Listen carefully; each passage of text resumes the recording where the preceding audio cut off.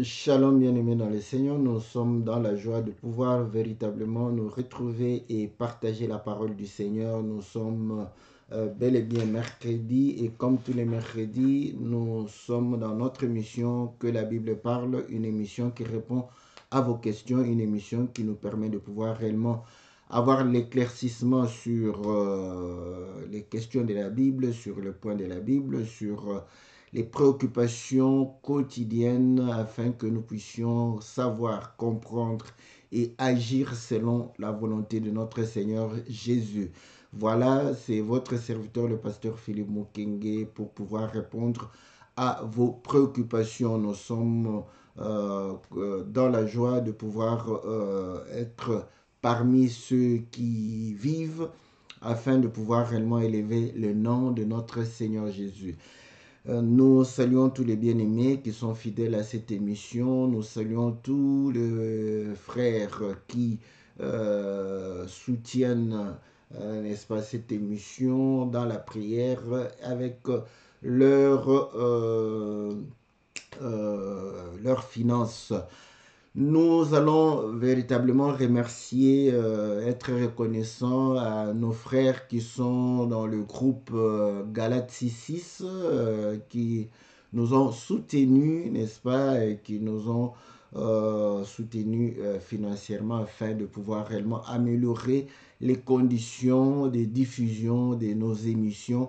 Et nous prions à ce que le Seigneur les bénisse davantage. Donc, que le Seigneur vous bénisse, que le Seigneur vous soit très très favorable pour le geste que vous ne cessez de faire pour les hommes de Dieu et pour la parole du Seigneur. Que le Seigneur vous bénisse davantage.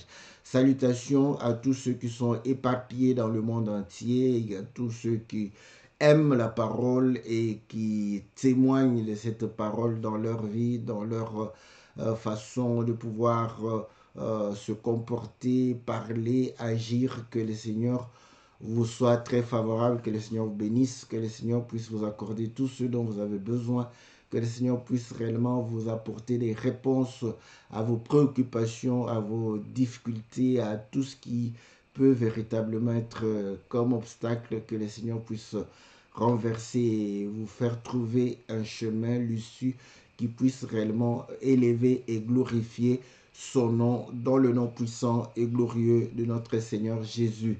Voilà, bien-aimés dans le Seigneur, nous sommes dans la joie de pouvoir réellement communier avec vous.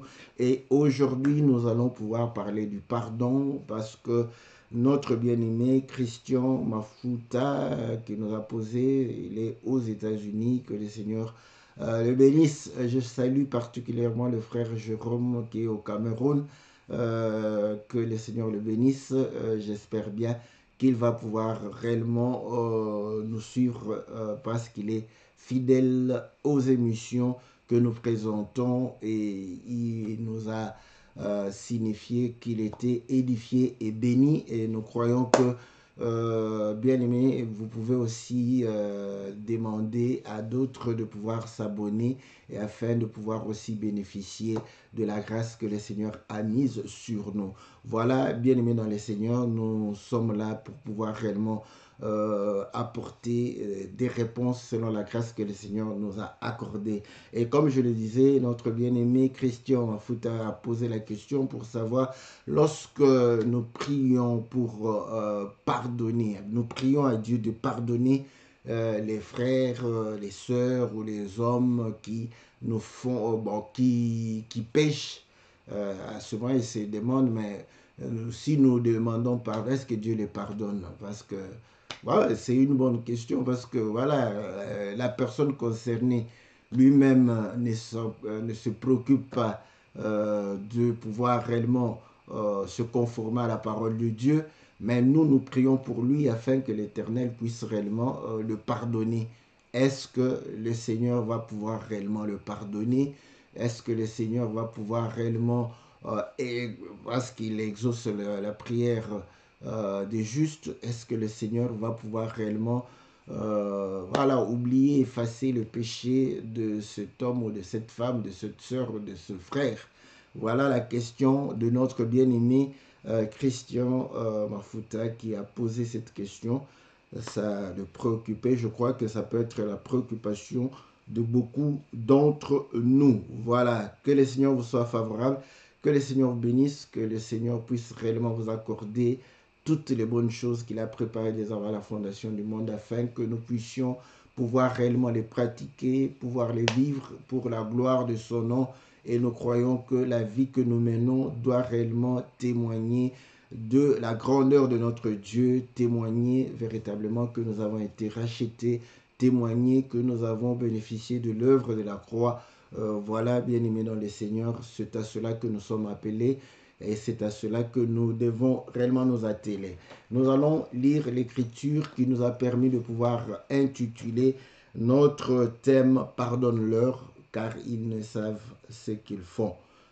C'est une portion de l'écriture tirée dans le livre de Luc au chapitre 23, n'est-ce pas? Luc chapitre 23 au verset 34. Au verset 34, bon, je peux commencer au verset 33. Lorsqu'ils furent arrivés au lieu appelé Crâne, ils le crucifièrent. Là, voilà, ils le crucifièrent là, ainsi que les deux malfaiteurs, l'un à droite et l'autre à gauche.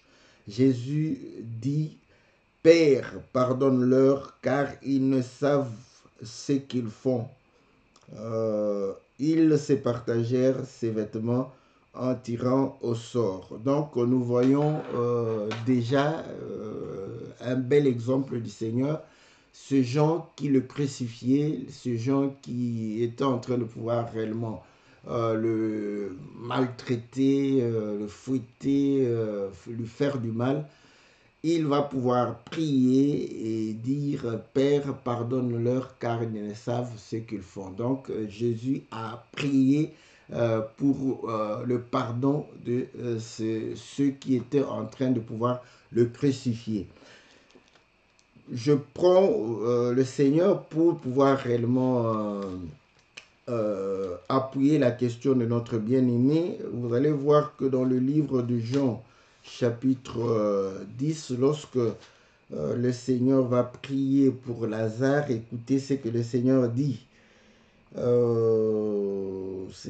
Lazare, c'est chapitre 10, je crois, 11. Voilà, chapitre 11 de Jean.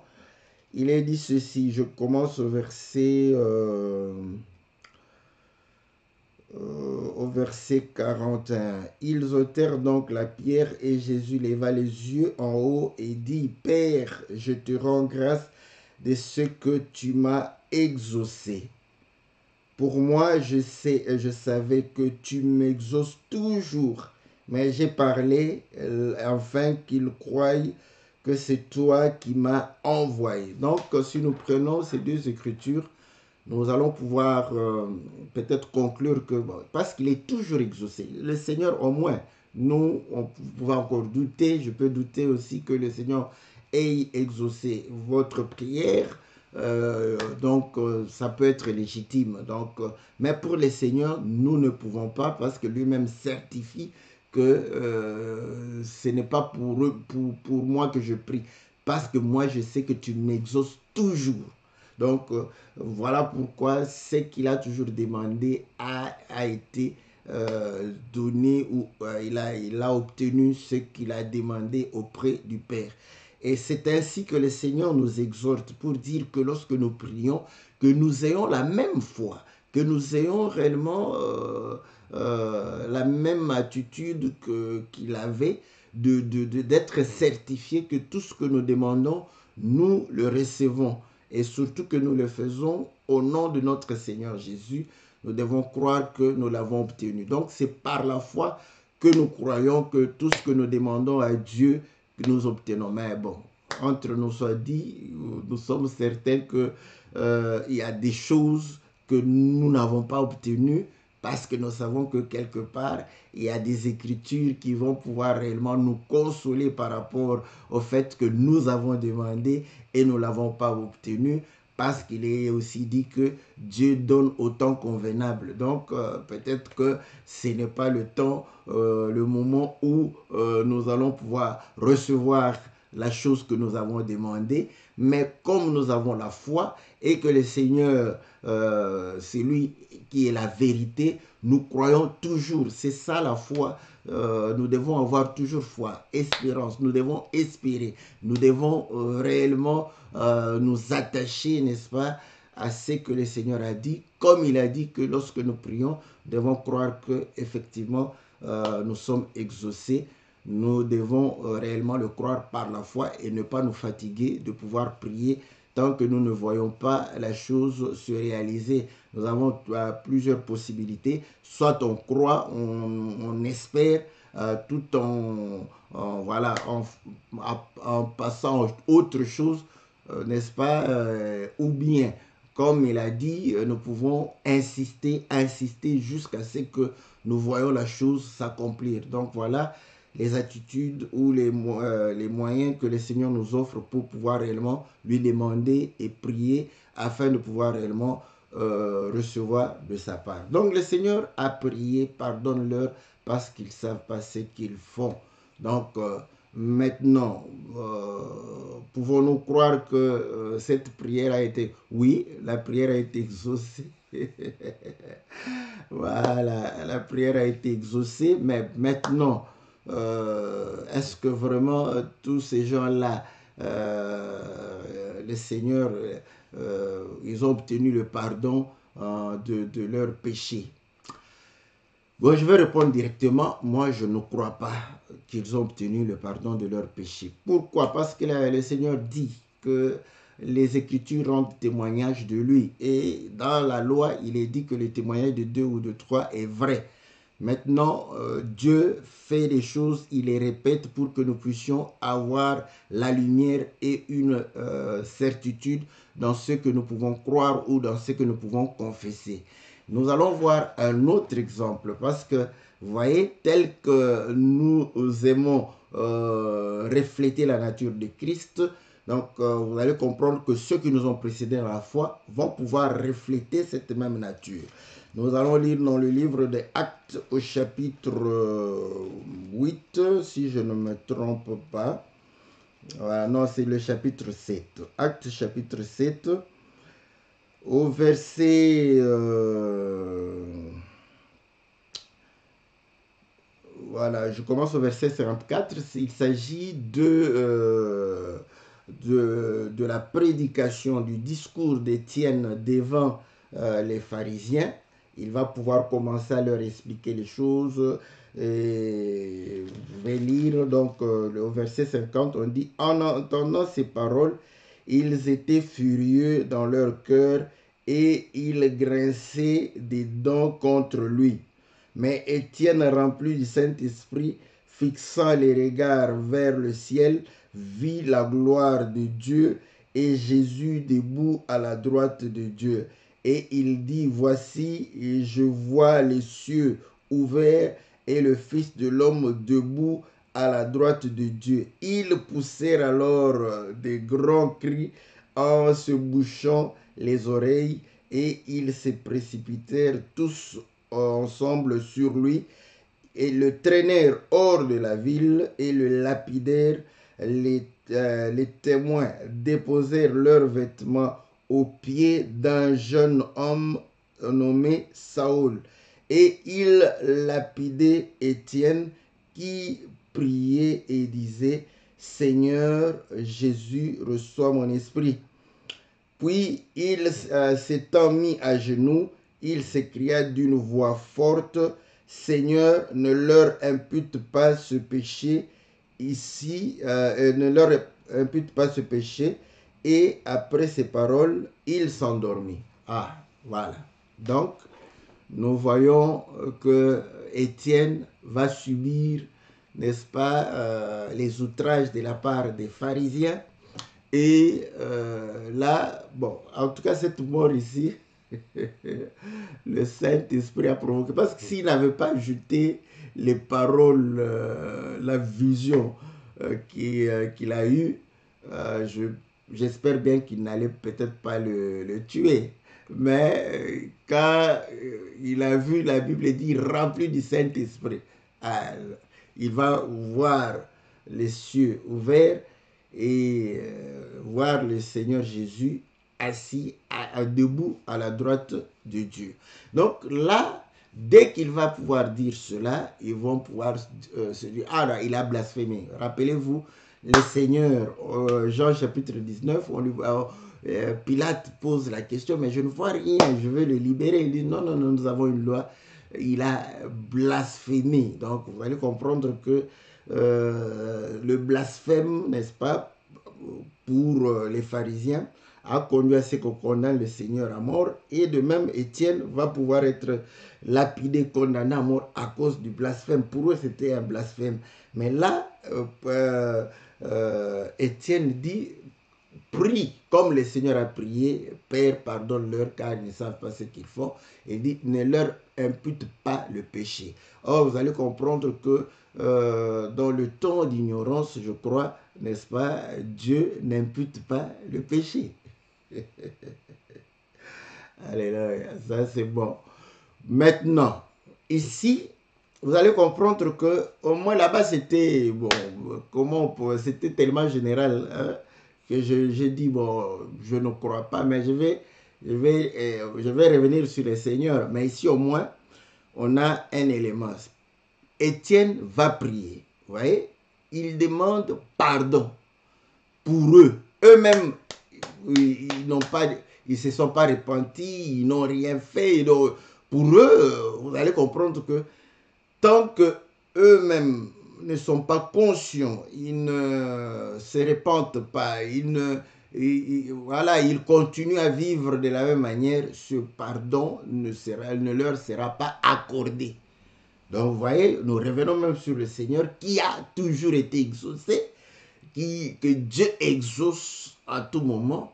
Donc, le pardon qu'il a accordé, il l'a accordé de manière à ce que ceux qui vont pouvoir se rendre compte et vont pouvoir se repentir vont bénéficier de ce pardon. Pourquoi je le dis? Parce qu'ici, vous voyez que l'Écriture dit explicitement que ceux qui vont lapider Étienne vont pouvoir réellement prendre leurs habits et donner à un jeune homme qui était auprès d'eux, qui s'appelait Saoul. Voilà. Donc, à ce moment, nous comprenons que Saoul, c'est Paul. Et Paul va pouvoir le témoigner après pour dire que voilà, il a associé, n'est-ce pas, son accord. Et Paul a commencé aussi à persécuter l'Église parce qu'il est allé demander à ce qu'on lui donne l'autorisation de pouvoir lier et mettre en prison tous ceux qui étaient en train de pouvoir confesser, n'est-ce pas, le Seigneur Jésus comme étant leur Seigneur et Sauveur. Donc vous allez comprendre que Paul faisait partie de ces gens-là. Et lorsque Étienne prie, au moins nous savons que au moment où il a prié, Paul n'a pas bénéficié de ce pardon. Mais lorsque Paul va se repentir, vous voyez, Paul va se repentir pour pouvoir, je vais prendre une écriture dans le livre de 1 Corinthiens au chapitre 15. Vous allez voir que Paul est en train de pouvoir regretter le fait qu'il était un persécuteur de l'Église. Donc nous sommes au verset, quand il démontre que le Seigneur a apparu aux apôtres, au verset 8, et après eux tous, il m'est aussi apparu à moi comme à l'avorton, car je suis le moindre des apôtres. Je ne suis pas digne d'être appelé apôtre parce que j'ai persécuté l'église de Dieu. Voilà. Donc, vous voyez, il est en train de manifester les remords, il est en train de manifester la repentance. Il va pouvoir réellement se repentir de ce qu'il avait fait, de ce qu'il avait commis, de l'accord qu'il avait donné. Vous voyez que le pardon qu'on avait prié à Dieu pour lui a trouvé, n'est-ce pas, son application quand lui s'est repenti, quand il a été conscient qu'il était en train de pouvoir réellement combattre et essayer de détruire l'œuvre de Dieu. Donc, il était ennemi de Dieu. Voilà. Donc, là, nous allons revenir sur le Seigneur. Vous allez comprendre, quand nous revenons sur le Seigneur, il y a eu des gens, n'est-ce pas, qui ont, d'abord, par rapport à cette prière, comme nous le disons, vous allez voir que la prière a été faite pour nous aussi. Pourquoi? Parce que, bon, c'est bizarre, hein? Ça, c'est très bon. Pilate, n'est-ce pas? Pilate s'est lavé les mains, voilà, il s'est dit non, non, non, non, moi je ne veux pas porter la responsabilité, n'est-ce pas, de cette mort. Il va laver ses mains parce que sa femme avait reçu, n'est-ce pas, en songe, il a vu que non, Jésus était juste. Il a dit non, non, non, non, non, non. Cet homme est juste. J'ai pas pu dormir, j'ai été réellement bouleversé. C'est injuste. Pilate va laver les mains pour pouvoir se dédouaner, pour ne pas être responsable. Mais c'est là où nous disons, hein, voilà, donc il s'est dédouané, il n'était pas d'accord, mais voilà, le fait de ne pas être d'accord, ok, c'est bon, mais pour d'autres choses, le fait qu'il ne croyait pas, n'est-ce pas, à la loi des Juifs, à la loi de Moïse, donc vous voyez, ça va pouvoir, parce que je veux expliquer pourquoi. Ah, Pilate n'a pas été pardonné. Voilà. Bon. Mais le lavage de mains semble être comme un signe de repentance. Ce n'est peut-être pas la repentance. Il n'a pas simplement voulu qu'on puisse dire que c'est lui qui a tué, n'est-ce pas, ou ordonné de pouvoir tuer le Seigneur. Mais cependant, il ne s'est pas repenti, n'est-ce pas, de ses croyances. Donc, mais du moins, c'est symbolique. Donc, Pilate, c'est le représentant de Rome, donc de César, et Rome était la première puissance ou la grande puissance de l'époque, symbolisant le monde. Voilà. Et là, vous allez comprendre que dans ce symbolisme, nous prenons l'écriture de Actes chapitre 5, si je ne me trompe pas.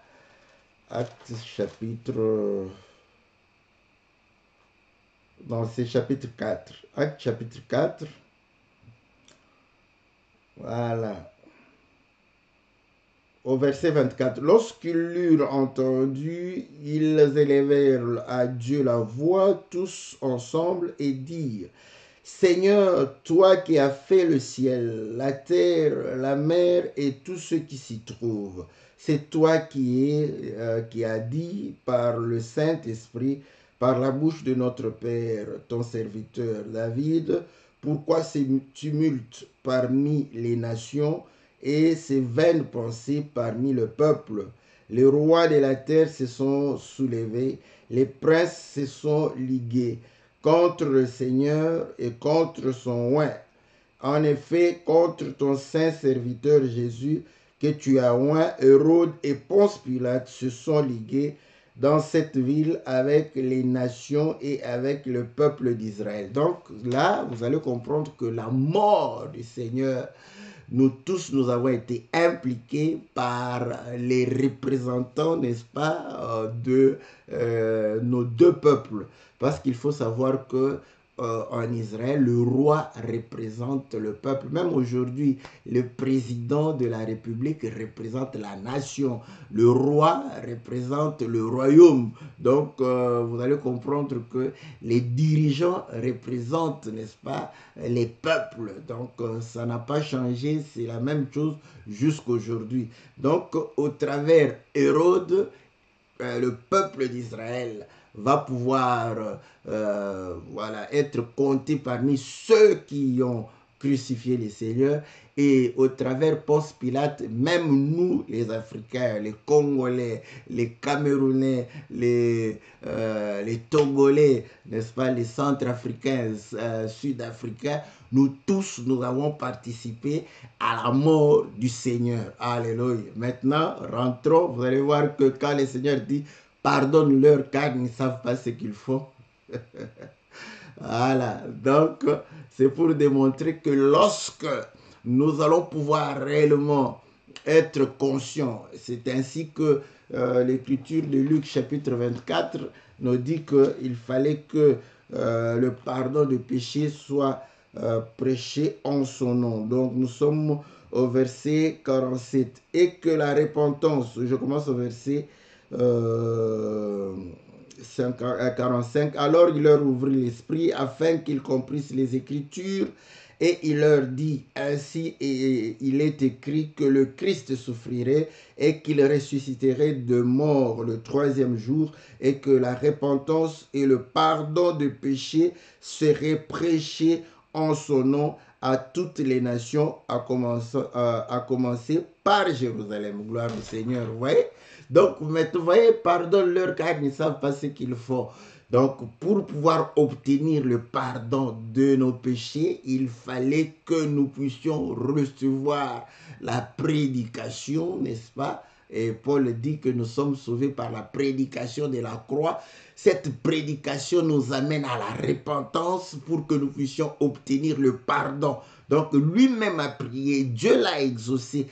Parce que vous allez comprendre que le fait que le Seigneur puisse l'exaucer, l'accomplissement ne peut ne pas être au même instant, mais c'était au même instant aussi pour pouvoir pardonner, n'est-ce pas, les pierres, pardonner les maris. Ça, c'est...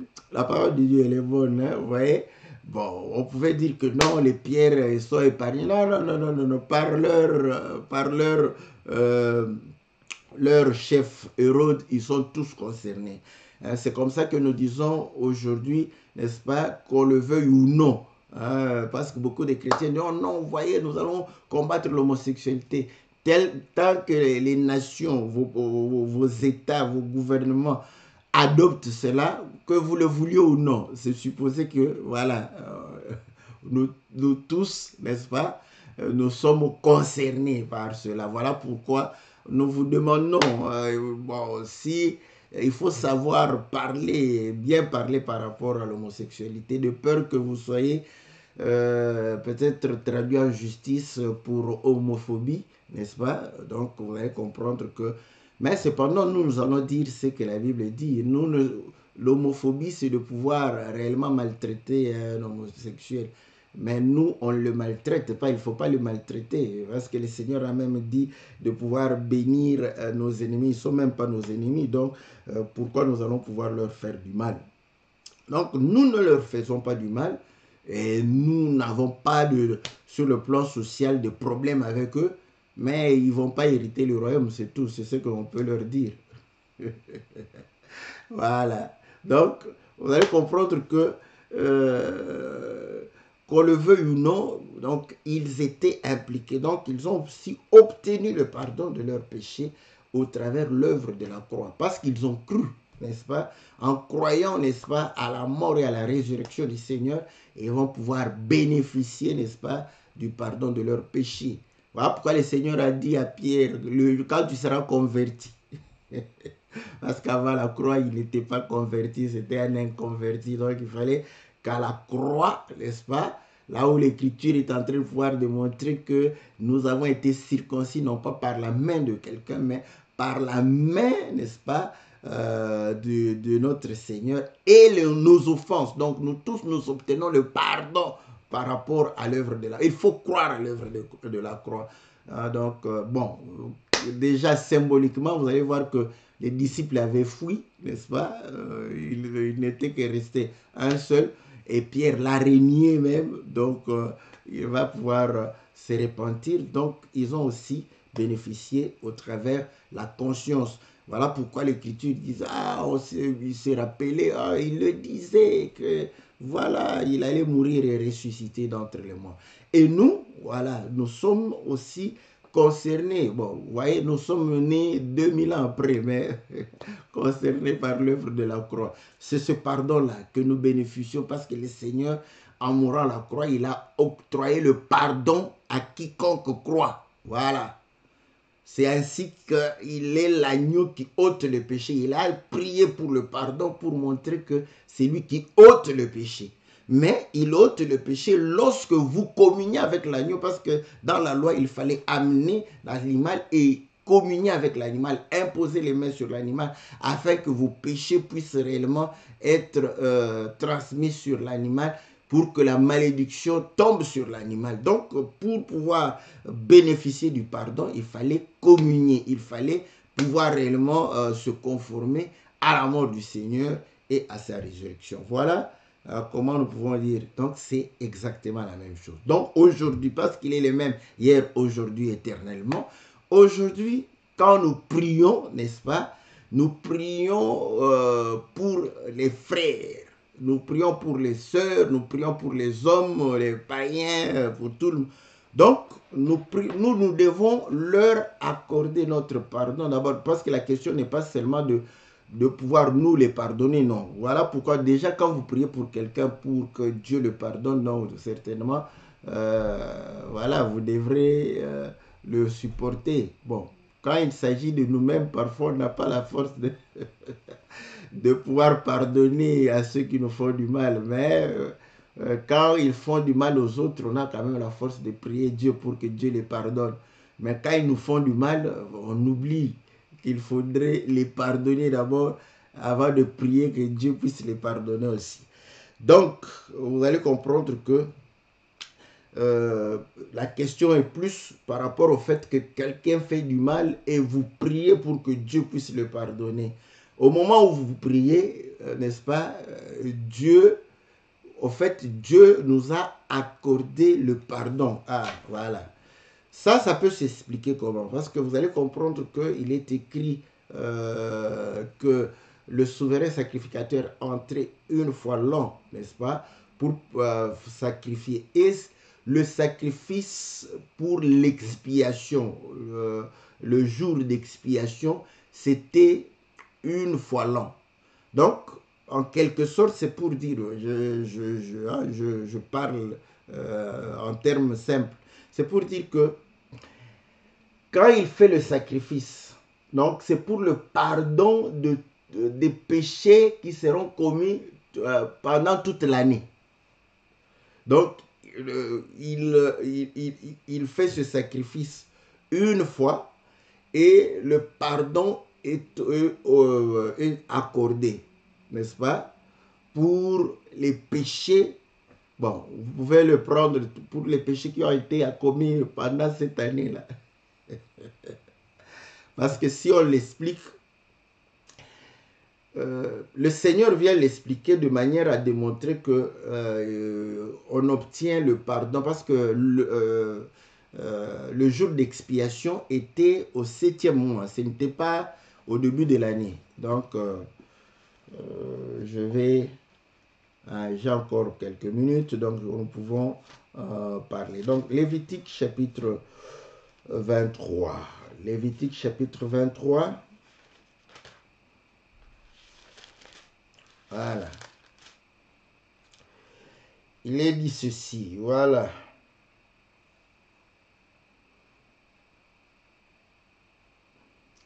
Au verset 23, l'Éternel parla à Moïse et dit, parle aux enfants d'Israël, dit, le 7e mois, le premier jour du mois, vous aurez un jour de repos publié au son des trompettes et une sainte convocation. Vous ne ferez aucune œuvre servile et vous offrirez à l'Éternel des sacrifices consumés par le feu. Donc, nous sommes au 7e mois, le premier jour.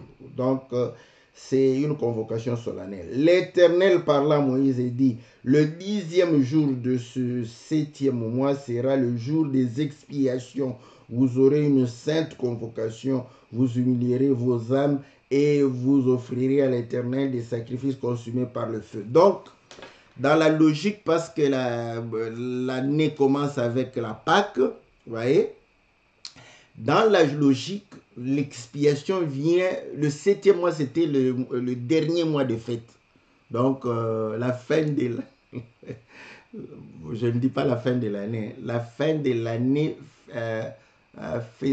festive, hein, donc des festivités, la fin de l'année des festivités. Donc, les festivités se terminent au 7e mois. Après le 7e mois, là, il n'y a plus de fête. Jusqu'au 12e mois, pas de fête. C'est bon. Donc, vous allez comprendre que par rapport au fait, c'est le dernier mois. Nous avons l'expiation et puis vous aurez la fête des tabernacles, de récolte, des tentes. Donc, nous pouvons dire, parce que c'est l'expiation, donc ça ne s'est pas fait au début de l'année, donc comme c'est au milieu, donc c'est pour ce qui a été passé et ce qui va venir, parce que c'est pour une année. Alléluia, ça c'est bon. Vous voyez? Donc là, vous allez comprendre que le Seigneur inaugure une année de grâce selon Luc chapitre 4, n'est-ce pas? Donc, sa mort qui est la Pâque, qui est le jour de l'expiation aussi. Donc, c'est pour une année qu'il est en train de pouvoir inaugurer. Donc, pour les péchés qui vont pouvoir... Mais entre-temps, l'Écriture dit dans Galates chapitre, il a racheté aussi ceux qui avaient été sous la loi. Donc, vous allez comprendre que dans le terme, c'est-à-dire que dans l'année, les péchés de l'année étaient pardonnés une seule fois. Maintenant, pour obtenir le péché au quotidien, vous allez comprendre que l'Écriture dit, par exemple, quand quelqu'un fait quelque chose de mal et il refuse de pouvoir réellement présenter une offrande, tout ça, l'Écriture dit que la malédiction allait retomber sur lui. Donc, ils obtenaient le pardon, et pourtant le pardon a été accordé une seule fois l'année, mais ils l'obtenaient lorsque eux-mêmes venaient avec, n'est-ce pas, une offrande pour pouvoir réellement demander pardon. Il est le même hier, aujourd'hui, éternellement. Donc, c'est la même chose. Le Seigneur a prié, il a prié pour le pardon de tous, mais pour pouvoir bénéficier, il faudrait vous-même que vous puissiez vous repentir par rapport, n'est-ce pas, à vos péchés. Sinon, vos péchés, n'est-ce pas, vont pouvoir réellement demeurer et vous ne serez pas pardonnés.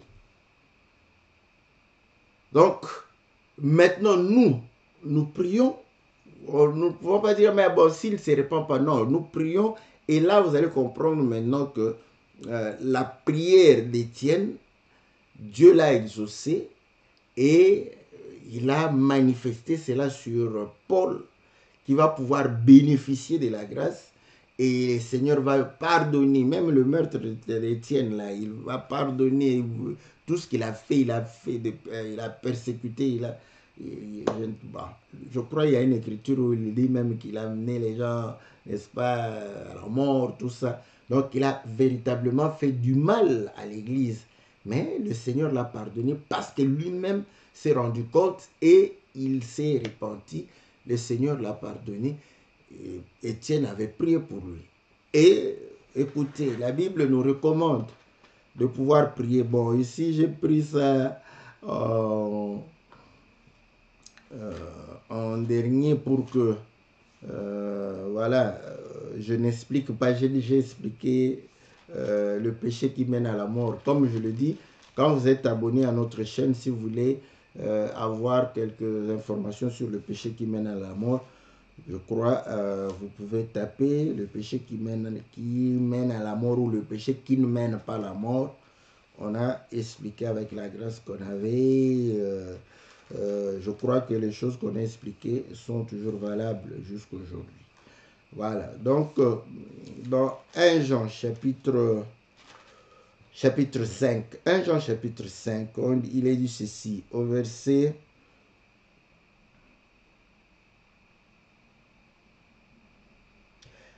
je commence au verset 14. Nous avons auprès de lui cette assurance que si nous demandons quelque chose selon sa volonté, il nous écoute. Voilà. Donc là, c'est vraiment, ça part dans le sens de la question de notre bien-aimé. Et si nous savons qu'il nous écoute, quelque chose que nous demandions, nous savons que nous possédons la chose que nous lui avons demandé. Si quelqu'un voit son frère commettre un péché qui ne mène point à la mort, voilà, qui ne mène point à la mort, qu'il prie, et Dieu donnera la vie à ce frère. Il la donne à ceux qui commettent un péché qui ne mène point à la mort. Il y a un péché qui mène à la mort. Ce n'est pas pour ce péché-là que je dis de prier. Donc, écoutez, on dit, quand on voit un frère en train de pouvoir pécher, et ce n'est pas un péché qui mène à la mort, il dit de pouvoir prier. Il a commencé par rassurer pour dire que tout ce que nous demandons, nous devons demander avec assurance et nous allons l'obtenir. Et il certifie que non, nous devons avoir cette certitude de pouvoir prier et de posséder ce que nous prions. Mais maintenant, il dit, quand vous voyez un frère pécher, n'est-ce pas, et faire un péché qui ne mène pas à la mort, priez. Mais écoutez ce que j'ai aimé. Hein? Il dit ceci.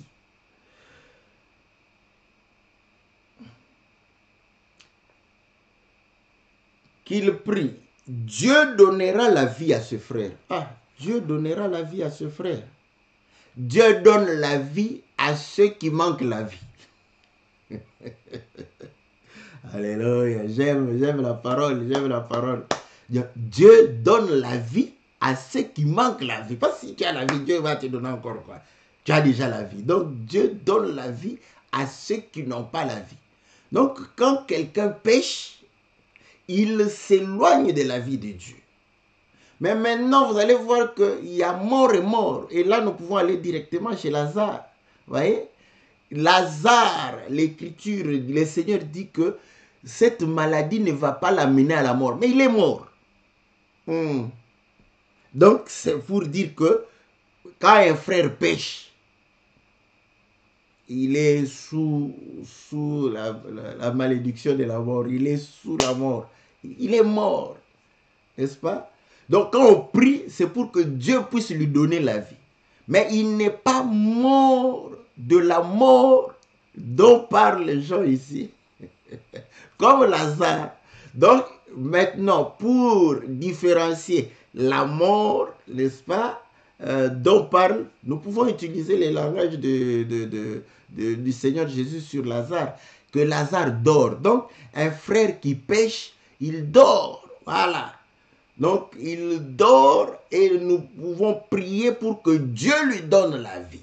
Or, quand Dieu va lui donner la vie, vous allez comprendre que la vie va se manifester au travers réellement la repentance. Donc, il doit véritablement, n'est-ce pas, rejeter ce qu'il est en train de pouvoir faire. Donc, on comprend que nous prions et Dieu va lui donner la vie. Comment Dieu donne la vie? Car Dieu a tant aimé le monde qu'il a donné son Fils afin que quiconque croit en lui ne périsse point, mais qu'il ait la vie. Ah. Donc, il faudrait que le frère croie. Quand le frère revient dans la foi, le frère va se repentir et il va pouvoir réellement... il n'a pas perdu la foi, mais parce que quelqu'un risque de poser la question pour dire que non. Donc, je suis en train de dire que quand le frère va se rendre compte qu'il s'était éloigné de la parole, de l'enseignement de notre Seigneur, il va pouvoir réellement se repentir pour revenir dans les choses de Dieu. Voilà. Mais celui qui a perdu le salut, donc il ne reviendra pas. Donc ça ne sert à rien pour lui. Bon, vous voyez que c'est difficile de savoir qui a perdu le salut. Alléluia, Dieu est bon. Donc, c'est pour dire que, en fait, euh, à moins que Dieu vous convainque, si Dieu ne vous convainc pas, priez pour tous les frères, priez pour toutes les sœurs, priez pour tous ceux qui vous insultent, tous ceux qui, qui, qui, qui, qui sont en train de pouvoir réellement parler du mal de notre Seigneur, de son esprit, de l'Esprit Saint. Priez pour tous ces gens, parce que nous ne savons pas qui a perdu le salut. Voilà, c'est Dieu lui-même qui sait, n'est-ce pas? Donc, si Dieu te convainc, je prends par exemple le cas de Saoul, de Samuel qui prie, et Dieu vient lui dire, non, non, non, cesse de prier pour Saoul. Donc voilà, à ce moment, il va cesser de pouvoir prier pour Saoul, parce que Dieu l'avait déjà rejeté. Voilà, si Dieu te révèle, tu cesses de prier. Mais pour l'instant, à mon humble avis, parce que même si nous t'expliquons le péché qui ne mène pas à la mort et le péché qui mène à la mort. Bon, en résumé, c'est l'incrédulité. Toi, tu crois que beaucoup d'incrédules maintenant, nous prions pour eux, non? Nous prions pour eux, nous prions pour que Dieu les visite, n'est-ce pas? Donc, vous allez comprendre que les prières que nous faisons, c'est pour que quand Dieu va les visiter, il faudrait qu'ils se souviennent de la miséricorde de Dieu pour pouvoir se repentir. Donc, malgré l'explication, parce que vous pouvez suivre tous les prédicateurs, hein, j'ai résumé, parce que c'est comme ça que on a été enseigné, on a enseigné le péché qui mène à la mort, le péché qui ne mène pas à la mort. Donc, voilà, en résumé, hein, c'est l'incrédulité. L'incrédulité va t'amener à la mort. Voilà. Quand tu es incrédule, mais par contre, tu peux tuer quelqu'un. Bah, je n'exhorte pas quelqu'un pour tuer. Tuer, insulter les hommes de Dieu, dire qu'ils ont la magie, ils ont tout fait, tout. Le jour où tu croiras, tu vas demander pardon à tous ces péchés-là. Le Seigneur va te pardonner. Ouais, c'est compliqué parce que le domaine de la perdition, c'est Dieu. C'est un domaine réservé. Donc, nous, on peut parler comme ça, n'est-ce pas? Donc, je peux rester dans cet aspect de te faire voir que non, c'est fini, cet homme-là va se perdre, tout. C'est juste pour éveiller la conscience de certains d'entre nous pour ne pas tomber dans ce péché-là. Mais nous n'avons pas ce monopole, ce pouvoir. Donc, je te le dis, en résumé, c'est ça, mais prie pour tous les incrédules que tu connais, tous les incrédules qui sont en contact avec, prie pour eux. Parce que, et puis, non seulement de prier pour eux, comme Pierre le dit, il faut agir, n'est-ce pas, faire du bien à ces gens, de telle sorte que le jour où Dieu va les visiter, qu'ils comprennent réellement que Dieu était en train de pouvoir parler au travers ta personne. Voilà. Voilà tout ce que nous pouvons faire, n'est-ce pas? Que Dieu vous soit très favorable, que Dieu vous bénisse. Donc, nous disons un grand merci une fois encore au groupe Galates 6, n'est-ce pas? Vous voyez les frères qui aiment, n'est-ce pas, ce que nous sommes en train de pouvoir faire. Nous osons croire que cela va nous permettre d'améliorer, n'est-ce pas, nos services, l'image, la qualité de l'image, la qualité du son, n'est-ce pas, et pouvoir aussi, bon, comme je ne sais pas si je saurais faire le régie et faire en même temps l'animateur de l'émission, c'est très compliqué, n'est-ce pas? Par rapport à tout ça. Vous savez, moi, c'est comme ça, quand je suis concentré dans les choses, quand je commence à parler comme ça, même vos commentaires, là, j'ai des difficultés de pouvoir lire. Donc, j'aurai des difficultés de faire le régie et même l'animation. Bon, on ne sait jamais, on va toujours acheter du matériel. Comme ça, lorsque il y aura quand même des frères, on avait exhorté beaucoup de frères pour pouvoir permettre de pouvoir tenir des émissions de manière assez professionnelle. Bon, voilà. Que le Seigneur nous soit favorable, que le Seigneur vous bénisse. Grand merci donc à ce groupe de frères et de sœurs, Galates 6. Je sais que le bien-aimé Ghislain, le bien-aimé Farid, Jean Didier, la sœur Francine. Donc, mais je ne sais pas si je peux vous faire... vous allez transmettre cela, hein, au groupe. Parce que moi-même, je ne fais pas partie du groupe Galate 6-6. Bon, c'est normal, nous les hommes de Dieu, on n'est pas dans Galate 6-6. Supportez-nous, n'est-ce pas? Parce que, bon, de toute façon, j'ai eu l'écriture, hein, qui dit que personne ne peut faire le service militaire à ses propres frais.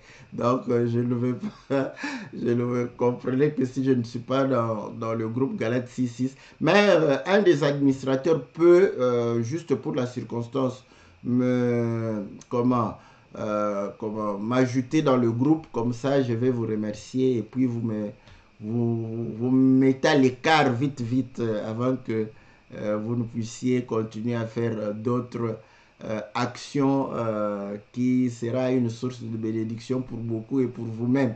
Donc voilà, donc si un des administrateurs peut m'ajouter dans le groupe pour 1-2 jours, je vais pouvoir faire mes remerciements là-bas. Et puis, mais je les remercie aussi ici parce que je crois que c'est un bon exemple à pouvoir suivre. Que le Seigneur vous soit favorable, que le Seigneur vous bénisse. N'oubliez pas de pouvoir comment demander aux gens de pouvoir s'abonner. C'est aussi une façon de pouvoir nous soutenir et pouvoir permettre à ce que Dieu puisse atteindre un maximum de personnes. Voilà ce que nous pouvons dire. Que le Seigneur vous soit favorable. On se retrouve lundi pour votre émission Louons l'Éternel et mercredi pour votre émission Que la Bible parle. Nous disons, envoyez-nous vos questions parce que ces questions sont bénéfiques pour nous-mêmes et pour ceux qui vont pouvoir réellement écouter. Que le Seigneur puisse vous être très favorable.